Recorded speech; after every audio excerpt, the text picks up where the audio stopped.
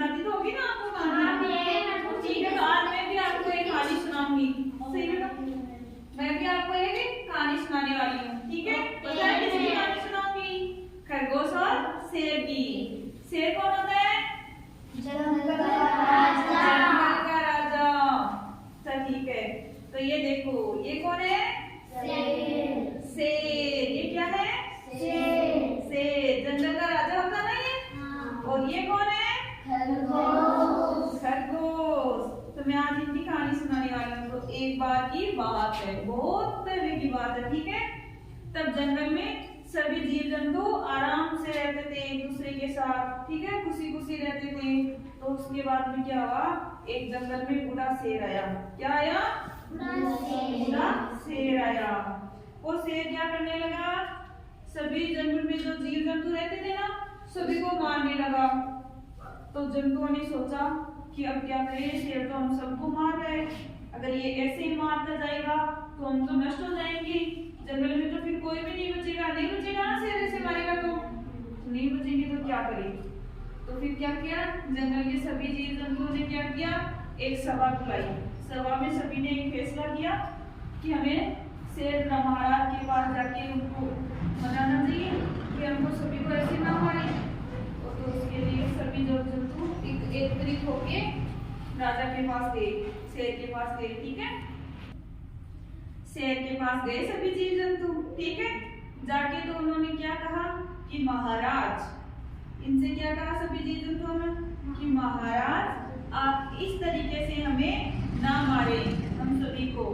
अगर आप ऐसे ही हमें मारते गए तो हम सभी जीव जंतु जंगल में नष्ट हो जाएंगे। जंगल में फिर कोई नहीं बचेगा। और वैसे भी आप बूढ़े हो गए हैं, तो आपसे शिकार भी अब ज्यादा नहीं हो पाएगा। तो इसके लिए हमने एक फैसला लिया है। ठीक है, तो महाराज ने कहा कि सुनाओ अपना फैसला, क्या लिया आपने? तो जंतुओं ने कहा कि महाराज हमने ये फैसला लिया है कि आज से हम सभी में से एक जंतु रोज आपके पास आपका शिकार करने के लिए आ जाएगा। ठीक है, तो शेर राजा ने क्या कहा कि मैं आप पे कैसे विश्वास कर लूंगी कि आप आ जाएंगे मेरे पास शिकार के लिए? तो जंतुओं ने कहा कि महाराज आप विश्वास कीजिए, कल से हम में से रोज एक जंतु आपके पास आ जाएगा शिकार के लिए। ठीक है, तो फिर महाराज ने विश्वास कर लिया।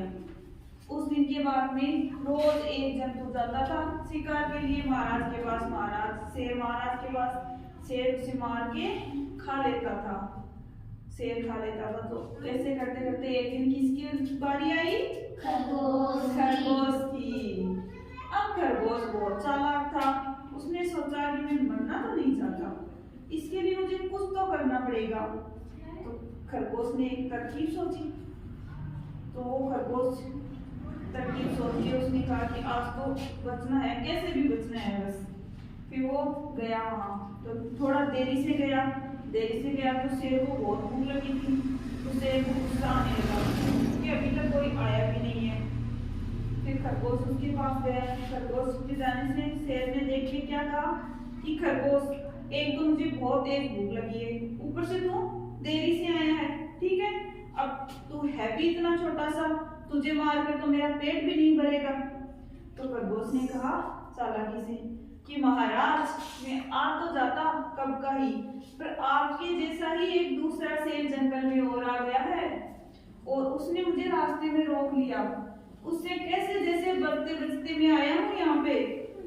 तो महाराज ने कहा कि मेरे अलावा दूसरा शेर जंगल में, जंगल का राजा तो मैं ही रहूंगा, मेरे अलावा दूसरा कैसे आ सकता है? तो शेर महाराज ने कहा कि ठीक है, दूसरा शेर कहाँ है बताओ मुझे। खरगोश से कहा। खरगोश ने कहा कि चलो महाराज मेरे साथ चलो, मैं आपको बताता हूँ कि वो दूसरा शेर कहाँ है। खरगोश शेर को कहाँ लेके गया? कुएं के पास। कुएं में पानी था तो उसमें परछाई दिखती थी। तो खरगोश ने शेर महाराज को कहा कि महाराज ये देखिए, इस कुएं में है दूसरा शेर। तो शेर ने कुएं में झांक के देखा तो वहाँ शेर को अपनी परछाई दिखी तो वो दहाड़ा जोर से, दहाड़ा तो अंदर से कुएं से भी उसकी आवाज आई दहाड़ने की। तो उसने सोचा कि सच में यहाँ तो शेर है, इसको तो मारना पड़ेगा, जंगल का राजा तो मैं अकेला ही रहूंगा। तो शेर पानी में कुएं में कूद गया उसको मारने के लिए। तो कूद गया तो वो खुद ही मारा गया। ऐसे खरगोश ने चतुराई दिखाते हुए अपनी जान बचाई। तो इस कहानी से हमें क्या शिक्षा मिलती है कि हमें कठिन समय में चतुराई से काम लेना चाहिए। ठीक है, कैसे काम लेना चाहिए? चतुराई से। शाबाश। अब सबको याद हो गई कहानी? हो गई ना? तो ठीक है, मुझे बताओ